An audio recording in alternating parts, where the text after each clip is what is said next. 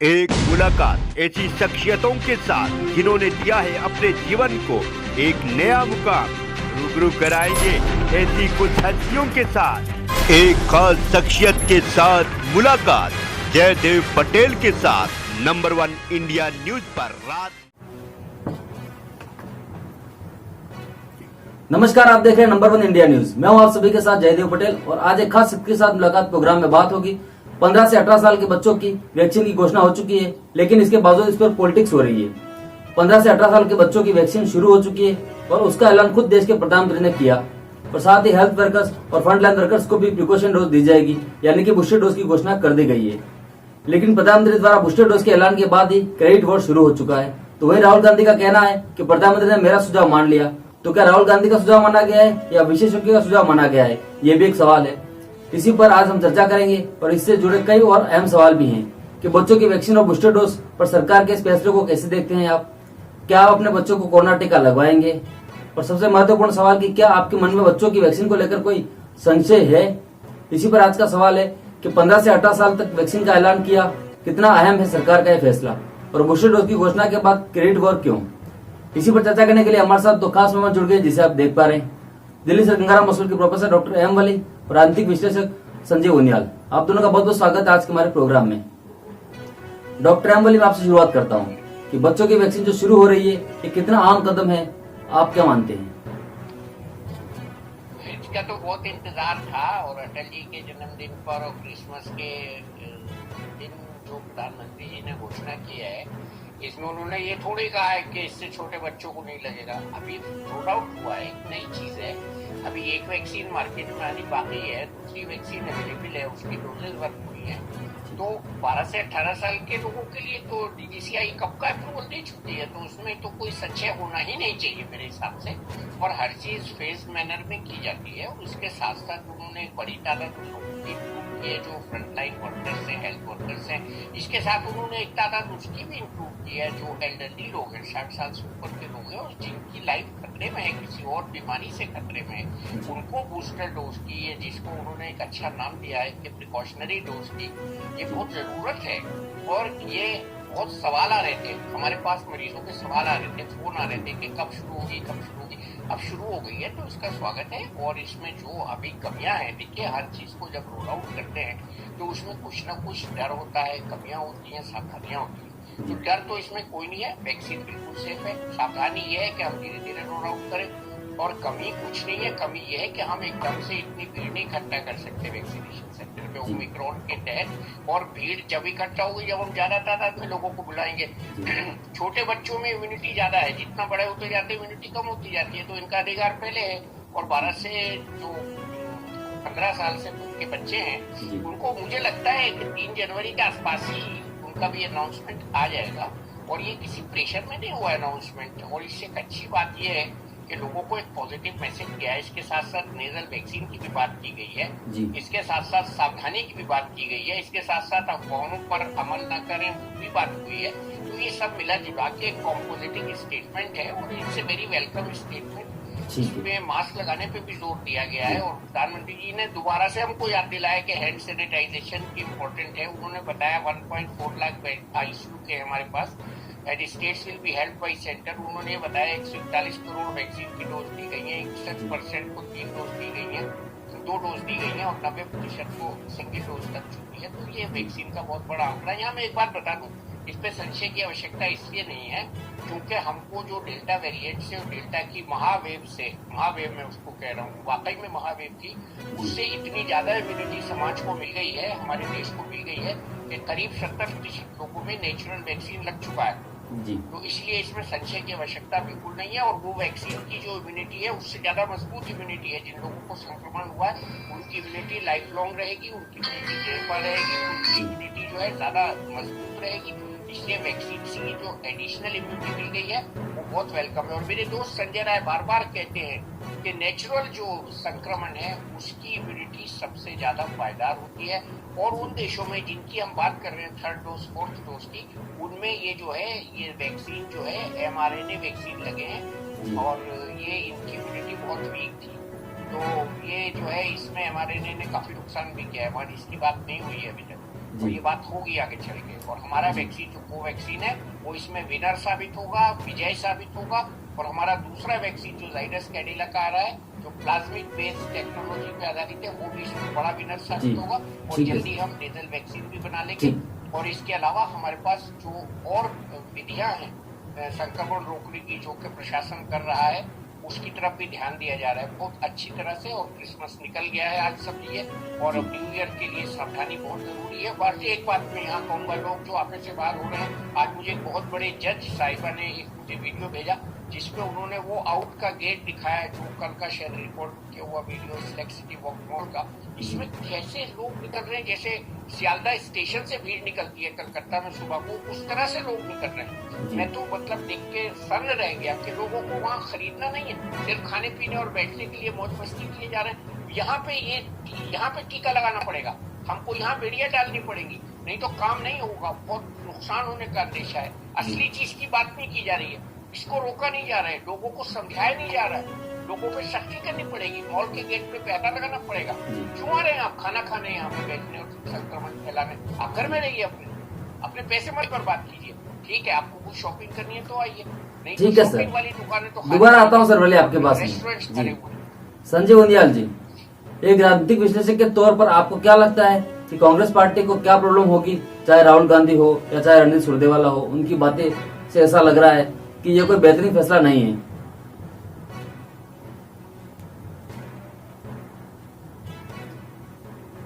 संजय उनियाल जी, मेरी आवाज आ रही है आप तक?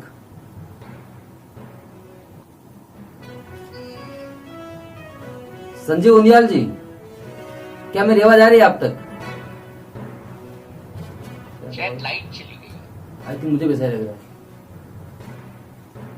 जी। डॉक्टर अंबली, मेरा आपसे एक अगला सवाल है, उनसे वापस बात करेंगे अपन, कि कुछ चीजें होती है जिसकी वैज्ञानिक तथ्यों के आधार पर ही फैसला किया जाए तो ज्यादा सही होता है, बजाय उसके कि पॉलिटिकल माइलेज लेने की कोशिश की जाए उसमें। क्या आपको लगता है कि सरकार ने जो बूस्टर डोज का फैसला लिया है उसकी टाइमिंग पर सवाल उठाना चाहिए, या फिर जो तमाम पॉलिटिकल पार्टी हैं वो इस काम में एक साथ आगे आए, सहयोग करें और कहें कि सरकार ने बच्चों की वैक्सीन शुरू कर दी है तो अपने बच्चों को जल्द से जल्द वैक्सीन लगवाए, या ये कहें कि सरकार ने मेरा सुझाव मान लिया है, मैंने सरकार से अपील की थी? ये क्रेडिट वॉर पर क्या कहना है आपका?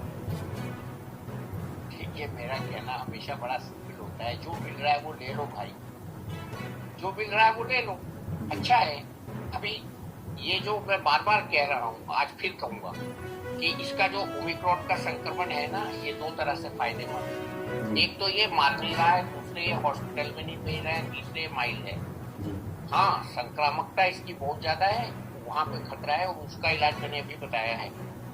इसलिए घनत्व कम करना है, एक दूसरे के पास रहने का जो घनत्व है, डेंसिटी है, उसको कम करना है, वो इसका इलाज है। मास्क लगाना इसका इलाज है। दूसरे मैं ये कहूंगा कि मैं अभी बार बार देख रहा हूँ, राहुल गांधी जी ने एप्रिशिएट किया है फैसला, उसको भी दिखाना चाहिए। ठीक है, हम लोग आपस में बात करने, तो हम डॉक्टर्स भी बहुत दिन से कह रहे थे थर्ड डोज आनी चाहिए। तो इसमें तो जब देश के सामने ऐसी परिस्थिति होगी, टेक्निकल आपने बात करी है, टेक्निकल फैसला लिया जाएगा। अभी तक हमारी प्रायोरिटी थी 2 डोज, अभी हम वहां तक नहीं पहुंच पा रहे हैं। मैंने अभी कोट किया ना, प्रधानमंत्री ने फिगर्स दिए हैं कि जिनको सिंगल डोज लगी है, डबल डोज दी है। इसको शायद इसलिए मेंशन किया उन्होंने अपने व्याख्यान में कि अभी हमारे पास प्रायोरिटी है कि 2 डोजेस ज्यादातर लोगों को कंप्लीट होनी चाहिए, और जिन लोगों को 2 डोज नहीं लगी है उनको अभी भी 2 डोज पहले पूरी करनी चाहिए। उसके बाद हम थर्ड डोज की बात करेंगे, लेकिन उससे पहले ही थर्ड डोज की भी इजाजत दे दी गई है, 3 तारीख तो 10 तारीख।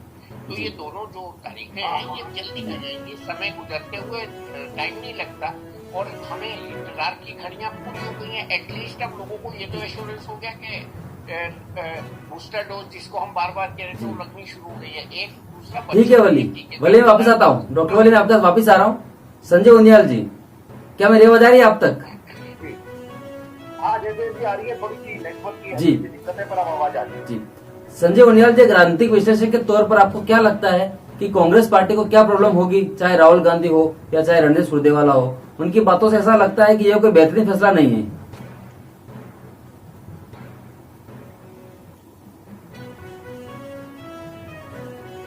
संजय उनियाल जी, क्या मेरी आवाज आ रही है आप तक?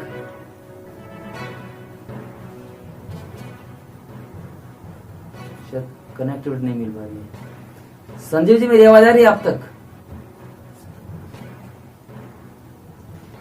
चलो फिर उनके पास जाएंगे, कोई दिक्कत नहीं। डॉक्टर बोले मेरा आपसे एक और अगला सवाल था, शायद आई थिंक उनकी एक बार चेक कर लेते अगर मान लो आवाज। सर मेरी आवाज आ रही है आप तक?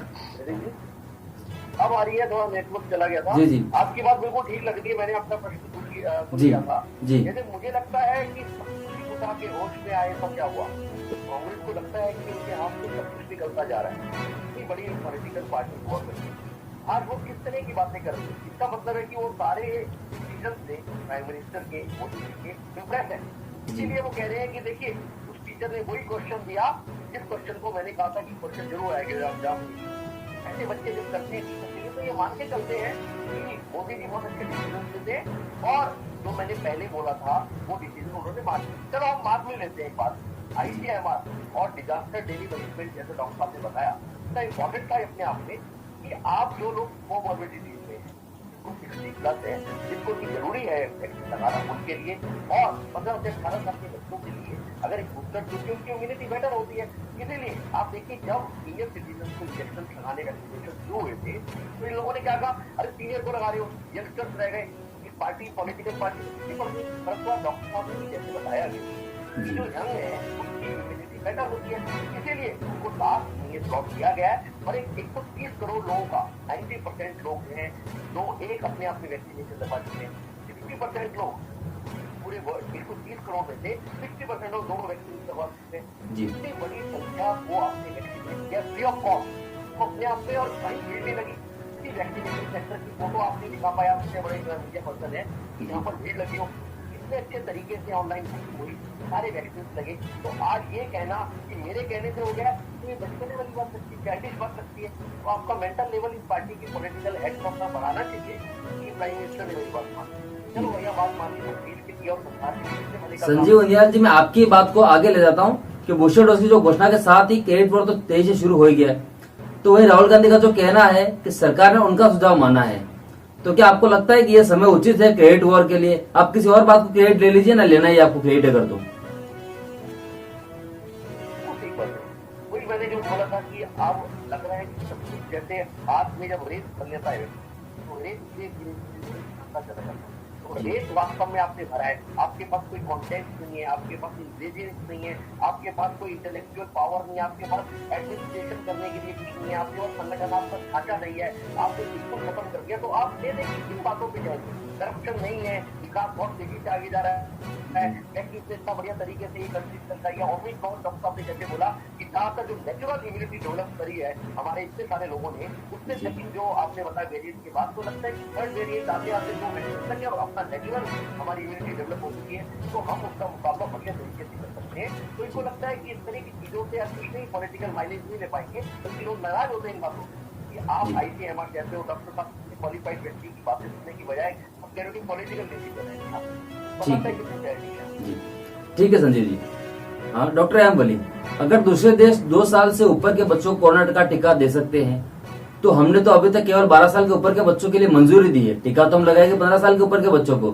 तो क्या हम ज्यादा स्लो हैं, या हमारे पास रिसोर्सेज नहीं है, या हम लगा नहीं सकते हैं? क्या वजह आप देखते हैं? बच्चे कहाँ होते हैं? आप पूरी मार्केट में निकल जाइए, एक रैम मिलेगा आपको छोटे बच्चे का। बड़े बड़े मॉल्स में, मैं अमेरिका में गया हूँ, हम तरह से जाते थे बच्चे देखने को। हमारे यहाँ जो तादाद है बच्चों की वो अप्रत्याशित है। और हमारा तो यंग इंडिया कहते हैं ना, यंग इंडिया मीन्स एक बड़ी पॉपुलेशन है, उनके सामने एक बड़ा चैलेंज है, एक चुनौती है। और यंगस्टर्स 40 करोड़ कहीं नहीं है, वर्ल्ड में आई नहीं। तो ऐसा डेटा हमें कहाँ से मिलेगा? जो हमारे बच्चों का घनत्व है, उस घनत्व के हिसाब से हमको अपने देश का आकलन पहले करना पड़ेगा। और इस वैक्सीन में देरी बिल्कुल इस वजह से हुई है कि हमारे देश ने सुरक्षा को महत्व दिया है। जिसका एक बच्चा है और उसको कोई रिएक्शन से वो बच्चा निकल गया वैक्सीन लगने के बाद, तो कौन जवाब देगा? इसलिए बहुत बड़ी ट्रायल्स हुई हैं, बहुत सेफ ट्रायल्स हुई हैं। और मुझे याद है रोते रोते कहा था एला साहब ने, जिनका कोवैक्सीन है, कि मैं इतना आश्वस्त हूँ अपने वैक्सीन की सेफ्टी के लिए, मेरी 6 साल की ग्रैंड डॉटर है, अगर उसको लगा तो मैं तैयार हूँ उसको लगाने के लिए, जब ट्रायल्स शुरू हुए थे। तो ये बात इस बात को दर्शाती है कि right from the very beginning we had given most important, ज्यादातर हमने जो अहमियत दी है, इम्पोर्टेंस दी है, वो सेफ्टी को दी है। देखिए बच्चों की बहुत डेथ होती है इंडिया में, बहुत बीमारियों से होती है, अब वैक्सीन से नहीं होनी चाहिए। वैक्सीन से अगर एक भी डेथ हो गई तो हम सब डॉक्टर उसके लिए जिम्मेदार होंगे, इसलिए जल्दी का काम नहीं है ये। हेस्ट मेक्स वेस्ट, ये इत्मीनान से हुआ है। और अभी हमारे देश में बच्चों में कोरोना बिल्कुल नहीं देखने में आया है, इक्का दुक्का केसेस मल्टी इन्फेक्शन सिंड्रोम में देखने में आए, जिसको MIS-C कहते हैं, multi system involvement syndrome of children, MIS-C। वो इक्का दुक्का केसेस आए और वो बच्चे आईसीयू में रहे, उनमें भी डेथ की रेट कम है। तो इस सबको जोड़ते हुए मैं जो देख रहा हूँ, मैं ये देख रहा हूँ कि स्लो सस्टेन्ड एफर्ट अच्छा होता है। मेरे टीचर थे, उन्होंने बात कही थी, हेस्ट मेक्स वेस्ट। तो ये बात इस पे लागू होती है, हमें जल्दी नहीं करनी है, हमें इस बात का इंतजार करना है। ठीक है सर। सुरक्षित टीका हमको है, हमारे पास इसको लगाना है, धीरे धीरे लगाना है, इसमें कोई आफत नहीं है।